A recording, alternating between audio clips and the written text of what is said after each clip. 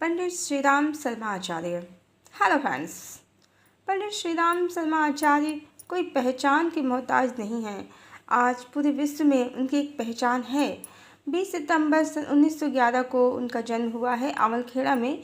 बहुत कम उम्र में ही उन्हें उनके उद्देश्य का पता चल गया था और गायत्री साधना को आज उन्होंने लगभग भारत के हर घर तक पहुंचा दिया है।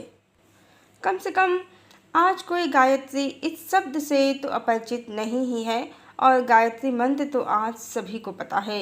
ये है गुरुदेव की महिमा, पंडित श्रीराम शर्मा आचार्य जी की शक्ति, उनका तपोबल। जब उन्होंने सन 1937 में अखंड ज्योति पत्रिका का प्रकाशन किया तो बहुत से समकालीन विद्वानों ने कहा कि ये ज्योति ज़्यादा दिन नहीं जलेगी। तो उनका उत्तर था, जिस ज्योति को मनुष्य जलाए वो बुझ सकती है, पर जिसे परमात्मा जलाए वो ज्योति नहीं बुझ सकती। आज जब धर्म के नाम पर मात्र पौराणिक कथाएं हो रही हैं जिनकी सत्यता भी संदेह के घेरे में रहती है और धार्मिक संगठन मात्र ईश्वर का विभाजन करने में लगे हुए हैं, उस समय गुरुदेव का गायत्री परिवार, गायत्री मंत्र, वैदिक मंत्र, यज्ञ, वैदिक जीवन पद्धति और ईश्वर के दुर्गा, विष्णु, शिव, कृष्ण, सीता, राधा, राम सभी रूपों में समानता का दर्शन करते हुए एक ब्रह्म और उसकी शक्ति का ही प्रतिपादन करता है। पंडित श्रीराम शर्मा आचार्य गायत्री के प्रणेता हैं, वर्तमान युग के विश्वामित्र ही हैं। आज जब सभी जगह पाखंड की दुकानें खुल गई हैं तो गुरुदेव का ज्ञान ही ऐसा है जो ईश्वर और आत्मा के सभी रहस्यों को समझाने में सक्षम है। अन्यथा कुछ धार्मिक संस्थाएं तो आज शिव, ब्रह्मा, विष्णु, यहाँ तक कि भगवान विष्णु के भी नारायण, हरि इत्यादि नामों के आधार पर ईश्वर का वर्गीकरण करते हैं और ईश्वर की शक्ति का आकलन कम ज़्यादा मात्रा में करते रहते हैं। ये संस्थान राम और कृष्ण में भी भेद बुद्धि रखते हैं। कलिकाल के इसी समय के लिए पंडित श्रीराम शर्मा आचार्य जी ने कहा था कि जब कलयुग समाप्ति पर होगा तो ऐसा लगेगा कि धर्म विलुप्त हो गया है और चारों ओर अधर्म ही अधर्म है, पर यह मात्र उसी तरह होगा जैसे दीपक बुझने से पहले एक बार तेज हो जाता है। आइए उनकी भविष्यवाणियों को जानते हैं। कलिकाल की चरम सीमा क्या होगी उनके अनुसार? दुष्टता हद दर्जे तो पहुंच जाएगी। एक बार ऐसा प्रतीत होगा कि अधर्म की अखंड विजय धुंध भी बज गई और धर्म दुम दबाकर भाग गया, किंतु इस समय भयभीत होने का कोई कारण नहीं। यह अधर्म की भयंकरता अस्थायी होगी, उसकी मृत्यु की पूर्व सूचना मात्र होगी। संवत 2000 के आसपास अधर्म नष्ट होकर फिर जीवित होता हुआ प्रतीत होगा। उसकी मृत्यु में बहुत देर लगेगी, पर अंत में वह मर ही जाएगा। चींटी को मरते समय पंख उग जाते हैं, पाप भी अपने अंतिम समय में बड़ा विकराल रूप धारण कर लेगा। युग परिवर्तन की संध्या में पाप का इतना प्रचंड, उग्र और भयंकर रूप दिखाई देगा कि जैसा सदियों में देखा क्या सुना भी नहीं गया था।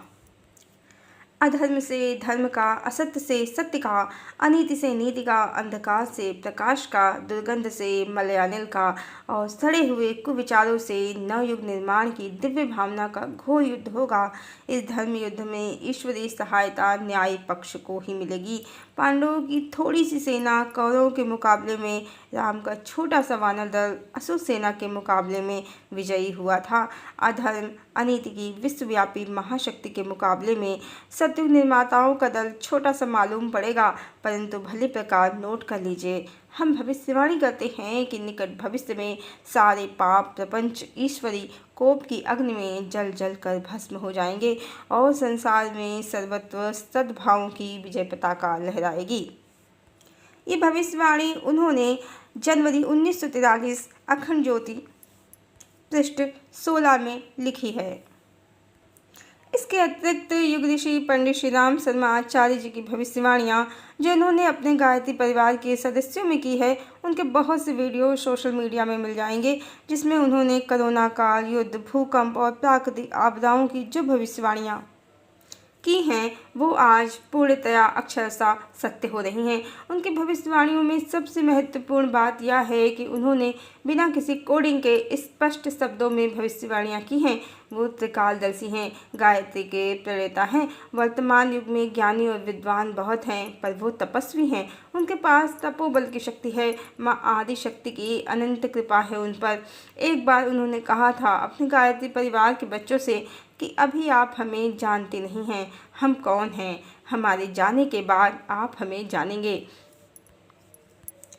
आज के समय में तो ऐसा लगता है जिस प्रकार उन्होंने सतयुग के आगमन की भविष्यवाणी पहले से ही कर दी है और जिस प्रकार गायत्री मंत्र और वैदिक जीवन पद्धति की विचारधारा को उन्होंने जन जन तक पहुंचाया है, उस समय में आज जब कितने ही धर्म के नाम पर गहरी नींद में सो रहे हैं और पौराणिक कथाओं में गोल गोल घूम रहे हैं, उन्होंने ब्रह्म और शक्ति, राम और सीता, कृष्ण और राधा, गौरी और शंकर को मूल बताया है। अवश्य वो ब्रह्मज्ञानी हैं, वो अवश्य ही विश्वामित्र हो सकते हैं या वशिष्ठ भी हो सकते हैं। दोनों ही राम के गुरु हैं और दोनों ही ब्रह्मज्ञानी हैं और दोनों ही परम ब्रह्म भगवान के गुरु हैं। जो उन्होंने कहा था कि वो कौन है ये आने वाला समय बतलाएगा, तो इस युग में आने वाला समय निश्चित ही सिद्ध कर देगा कि इस बार भी वो भगवान के गुरु हैं, परम ब्रह्म के गुरु हैं।